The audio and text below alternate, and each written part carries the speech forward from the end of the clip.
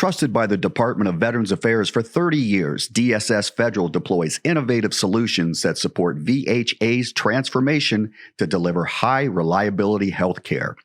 We assist VA in meeting top initiatives, changing regulatory requirements, and implementing enhanced business processes that support clinical, financial, logistical, and administrative objectives for better veteran outcomes. To learn how, visit our FedHealth Forward page at dssinc.com. That's dssinc.com. I just can't tell you how pleased I am today to have a longtime colleague and friend of mine, Luwanda Jones, here for our Fireside Chat interview. Hello, Luwanda. I'm pleased you're here. Hi, Bill. Thank you so much for having me. Yeah. It's a pleasure, and I truly appreciate this opportunity. Let me tell you a little bit about Luwanda. Luwanda is the Deputy Chief Information Officer for the Office of Information Technology and the Office of Strategic Sourcing. Luwanda is a member of the Senior Executive Service and has a distinguished career in the Army, 28 years, retired as a colonel. And one common thing that Luwanda have in our past, that we both served at the United States Transportation Command out at Scott Air Force Base. So I'm really thrilled that you're here today, Luwanda, and I'd love to get into some questions about what you're doing and how you're helping the VA and veterans. I look forward to it, Bill. And I remember our days in Transcom and how we changed things there and how we changed things in the Department of Veterans Affairs. So thank you so much for having me. You're very welcome. Our plan for today is to discuss several interesting topics relating to VA and the Office of Strategic Sourcing, and I think it'll be very informative for the folks here that are listening to our webcast, because they'll learn things that they probably didn't know before. My first question is, give us an introduction to the Office of Strategic Sourcing. What is it that you do, and how do you help the veterans, and how do you work with the VA? So thank you for that question, Bill. The Office of Strategic Sourcing was stood up in 2018, and the purpose of the office is to ensure that we have appropriate value-added acquisitions to support the veterans. It's our responsibility to take a look at all of the procurements, IT procurements, to ensure that we're capitalizing on the best value. In my office, we have category managers. We are structured by IT categories, i.e. software, hardware, professional services, and so we have a category and acquisition management team who's responsible for ensuring that we have appropriate acquisitions and we can help OIT pillars with their acquisition requirements, so that when it gets to the Technology Acquisition Center or any contracting office, those acquisitions are ready to go. Most importantly for this office, for this audience, we have a vendor management office who we are the front door to vendors that are either seeking to do business with the VA or have a footprint with the VA. And so that vendor management office is the office that we encourage all industry partners to go through. And certainly last but not least, we have an acquisition compliance office. That office is responsible for ensuring that all IT acquisitions, regardless of the funding appropriations, that we are in compliance with the federal IT acquisition legislation, Gotcha. Known as FTARA. Gotcha. Well, let me ask you just a follow-on question about the category management. I mean, give me an example of how that would work in terms of saving money or consolidating buys. How does that work? Oh, absolutely. So if we have, let's say for instance, we are purchasing hardware, commodities. And so in the department, we purchase a lot of hardware. And so it's our responsibility to ensure that we're consolidating those particular purchases. And Bill, if you can remember, years ago we were talking about as a service capability, and we met up in Eatontown to strategize how are we going to do hardware as a service. So Right. what we came up with was a enterprise-wide contract vehicle entitled Provisioning as a Service. We call that PVAS. And so what that in essence is a consolidated enterprise hardware buy where you anybody in the VA can use that particular vehicle. Wow, that's fantastic. One-stop shop for everything you need. Absolutely. Wow, that'd be very helpful. Thank you. And that's important for the entire federal government as a whole. You bet. You bet. Well, that's very powerful. Another question. Tell me and describe, if you can, the importance of vendor engagement. And we talked a little bit about your vendor management office. Why should VA even reach out to industry? I think it's a two-way street. I think industry should reach out to the VA, and VA needs to reach out to industry. And again, that's a part of the federal government's initiatives in making sure that we are continuously communicating and collaborating with industry. Because let's face it, industry knows where technology is going. Industry can help shape our, not our acquisitions, but they can tell us the future of where we're going in terms of IT capabilities. We need industry to help us with our market research. You cannot do any acquisitions in the federal government without doing market research. So who's better to inform us? Industry. Industry is at the tip of the spear to know where technology is going. And technology is moving so fast that we have to have that collaborative spirit. And it's a partnership between the government and industry. That's absolutely true. And not only that, but I believe the VA OIT is comprised of many industry partners. Almost half the workforce, I think, was one estimate. Is that true? Yeah, that is absolutely true. That is a question that we get from Congress routinely. And as you know, many of our contracts are firm fixed price contracts. So you really can't do a head-to-head count. True. But what we are able to see are the number of PIV badges that we've issued to our industry partners, and it's over 10,000. Now, of course, we have to clean that particular data. Sure. But industry is a part of our collaborative fabric. It has to be. That's very true. Give me, if you could, some examples of your hot buttons currently. For example, I know that you're working on your PhD in supply chain. Is that true? Yeah, but let me just pivot that conversation to talk about what keeps me up at night. Okay. And certainly the supply chain aspect keeps me up at night. We in the department are looking at a holistic supply chain effort.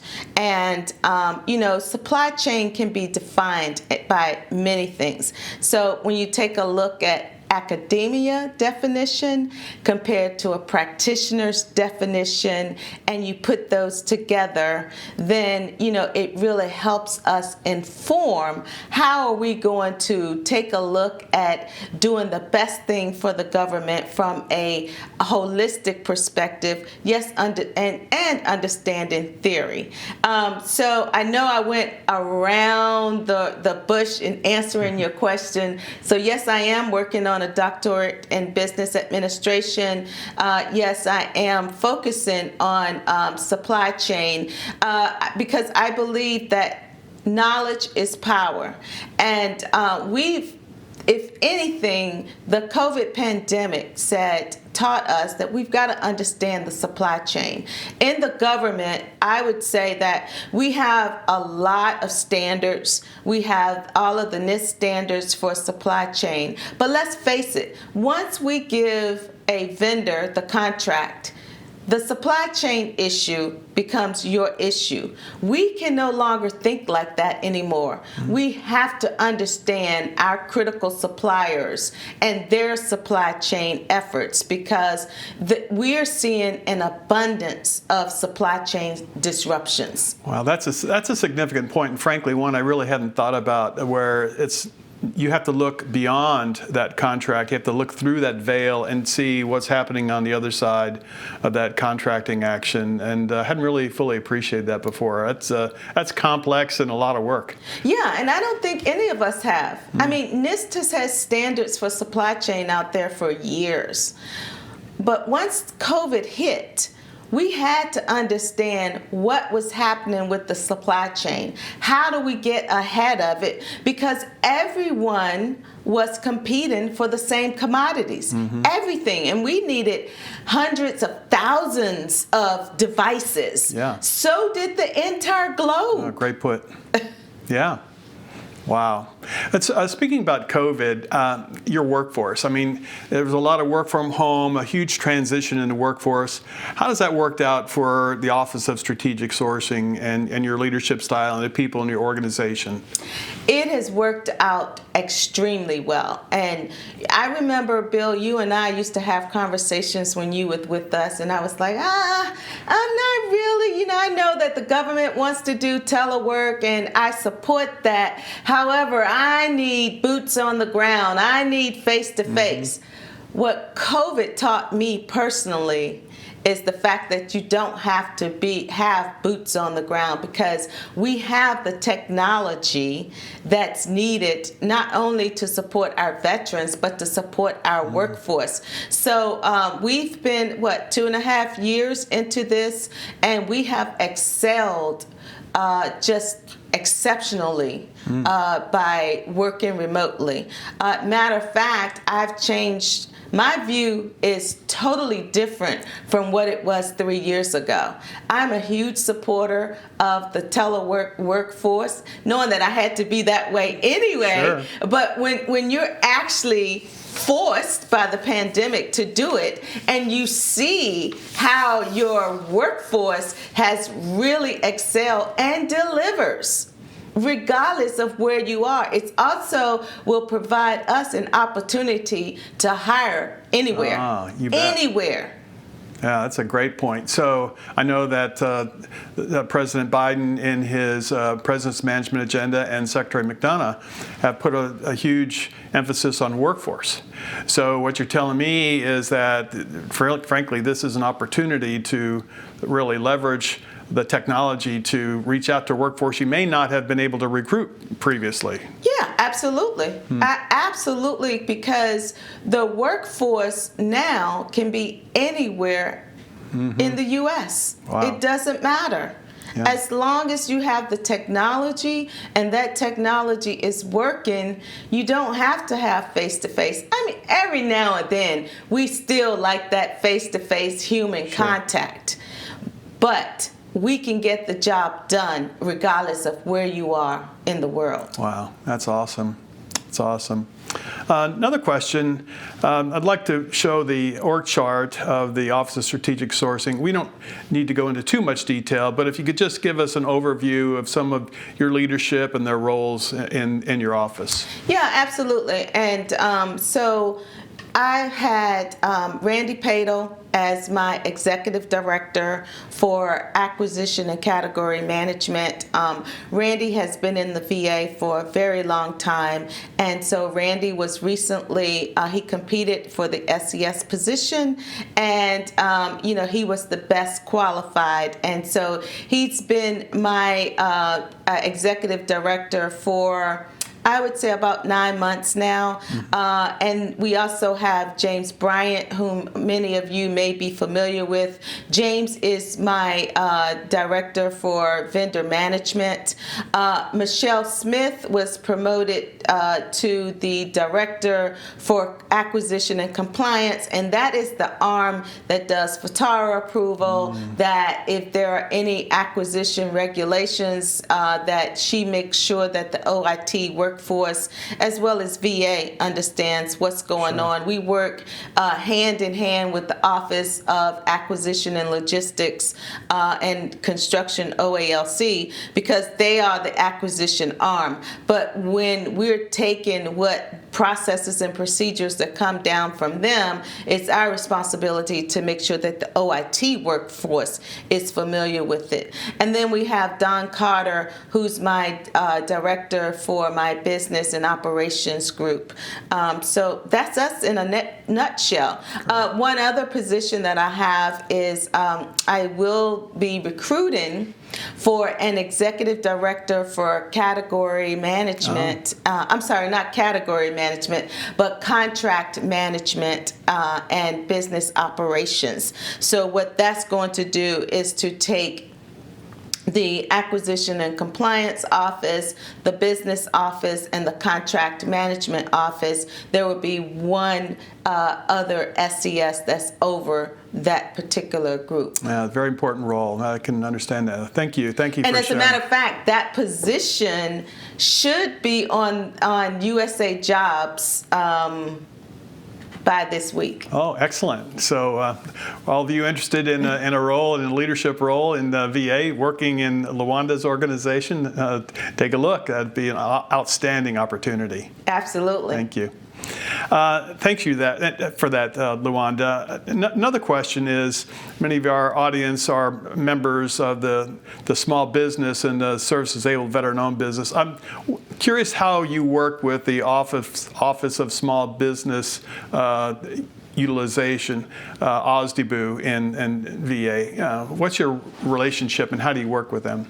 OSDBU is a major arm of how we do business with small businesses, and Sharon Ridley is the executive director that's responsible for OSDBU. Sharon and I work collaboratively together with several vendor engagements. Matter of fact, we were just on a panel together about 3 months ago.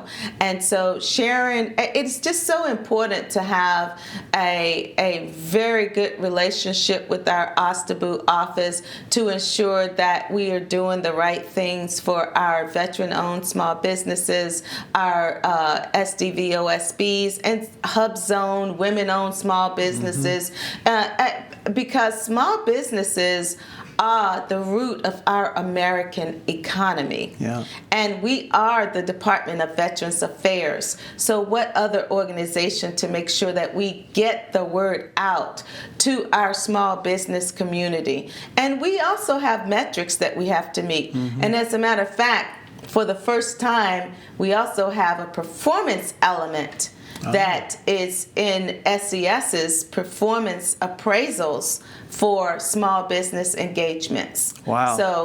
So that makes it personal and professional, really, as that rolls down into your annual performance plan. Absolutely. And it's always, to me, it's been very, very important. And OIT leads the way, has always led the way for the department in our statistics on small disadvantaged veteran-owned small businesses and VOSBs. I think that areas of improvement definitely need to be in women-owned small businesses as well as Hub Zone small businesses.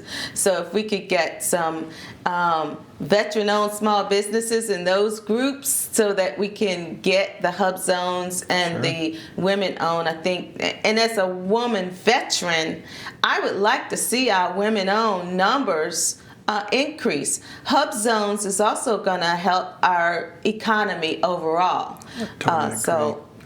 I totally agree. And the fact is, I think you and I have talked about this often, is that I think we share a belief that diversity breeds creativity, right? And so when you have a diverse mix of companies who are led with diverse leadership, women, small disadvantaged business, veteran-owned business, veteran-owned service-disabled businesses. When you get that diversity, you get, frankly, an upswelling of creativity because everybody's looking at solving problems from a different perspective, and that I think that breeds creativity in the workforce and in the contractor workforce.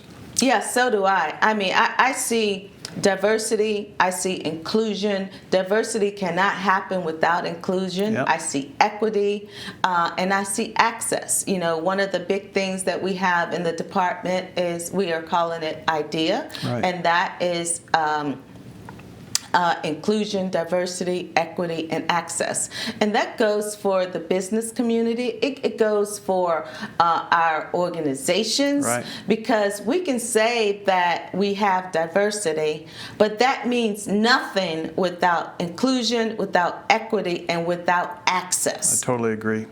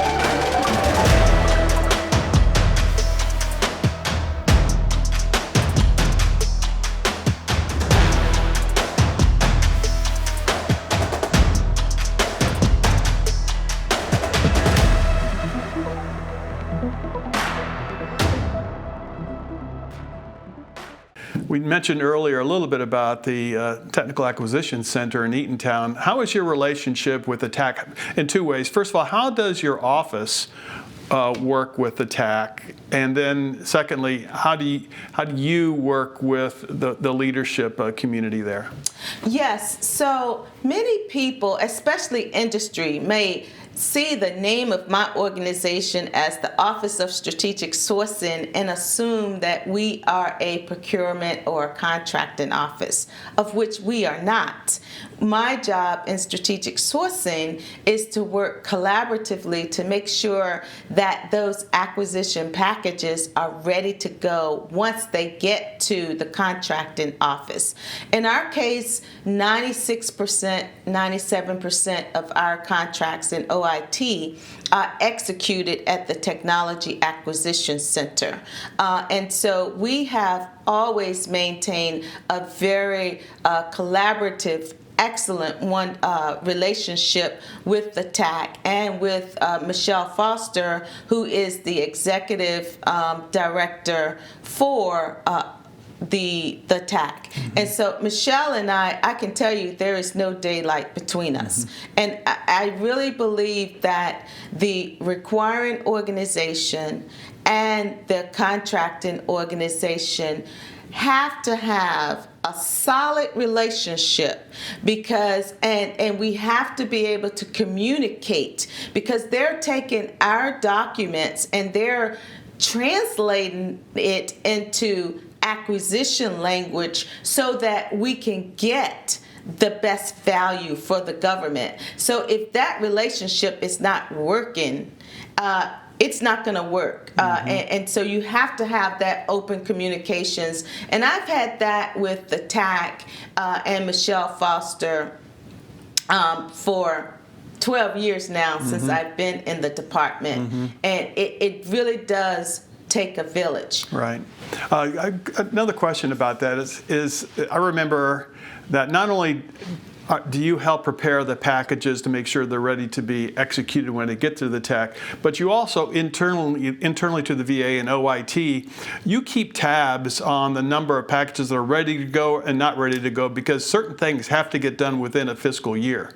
And I know that your understanding of the workload, right, that has yet to be accommodated by the TAC, you help prepare that in a way such that it's ready to go when it reaches the TAC. And so it's kind of back managing the workflow inside OIT to make sure that we're doing our part of the puzzle in order that the TAC can do their part. Yeah, you're absolutely right. But it's not just inside of OIT. It's really inside of VA. And I say that because the CIO is responsible for approving and reviewing all IT acquisition strategies before any contract action is awarded. So my office is seeing all of those acquisition packages for IT capabilities that's going to the contracting offices in the department. And yes, one of the reasons why strategic sourcing was stood up was to make sure that, one, we could do consolidations, we could do we can make sure that the technology that we were buying, that it was going to be at the best value, but most importantly, it was to make sure that we could work with our OIT sub-organizations to ensure that by the time these packages get to the TAC, they are what we call actionable, ready to go, ready for solicitation. That's very helpful. I know later on in the presentation I'm going to talk about the TAC and some of the statistics there. It's very, very impressive. It's an absolutely great workforce up there, and we'll have some more detail about that later. There's one question here I'd like to talk about, and it's relating to the Office of Federal Procurement Policy, which comes out of the White House, and it's called, they have a series called the Mythbusters. And one in particular that struck me as I thought relevant and interesting was Mythbuster misconception number 4, and I'm going to read it. Here's the misconception number 4. Before a potential procurement starts, it is not valuable for government personnel to engage with industry representatives to discuss substantive agency strategic planning and needs. That's the misconception. And I've just wondered if you had any thoughts about that misconception and what your perspective on that would be. That is absolutely a misconception. Busted. It is imperative that the government and industry communicate before an acquisition is solicited, because what that's going to sometimes we need industry to help us shape the requirements, because we may be way out in left field. So market research, industry engagements are very, very much so important upfront and early. And as a matter of fact, we can communicate with vendors up till the point that an action is solicited. That means that it's on the street. And so, of course, we sent out requests for information. And a lot of times folks say, well, why can't I talk to you when an RFI is on the street? It's not that we don't want you to talk to us, but we can't afford to be sending mixed messages. So that's why we want you to reach out to the POC that's in that RFI. But I can tell you that when you are responding to our RFIs, that means that either the government doesn't know that requirement and we need industry to give us feedback. Because we may be going left when we should be going right. And so the industry engagement it's imperative that we have that type of partnership. And I can tell you, Bill, that is one of the reasons why we were so successful during the pandemic. It's because of the partnerships that we had with industry. We had daily sessions with our industry partners. We were able to understand the supply chain disruption, the disruptions that were going to happen. We were able to let industry know what we needed, and we had that two-way conversation. And that happened before the procurement hit the street. So to say that the government and industry should not talk, absolutely wrong. Totally wrong. Yeah, I think I read an article or a quote of you one time that said you feel you owe it to taxpayers to engage with industry. I absolutely do. I'm a taxpayer, and speaking of taxes, I need to do my taxes, which I hate doing, but we owe it to the American public to make sure that we provide the best value with the best information so that veterans like me can get the capabilities that we need. So this is personal for me as a veteran. Well, that's outstanding. Luwanda, those are all the questions I have for you today. I just want to thank you so much for being here. You're a longtime good friend, professional, a colleague, have so much respect for you. I know the audience does as well. So thank you so very much for being with us here today. Well, thank you as well. And Bill, I do have one point to just mention to the audience. June 8th is projected as the date for the advanced planning briefing to industry, better known as APBI, that's sponsored by the Technology Acquisition Center. So information will be coming out on that soon. And so that's another opportunity for us to engage with industry. So thank you so much for having me, and it was great seeing you, my friend. You're very welcome. Thanks again for being here.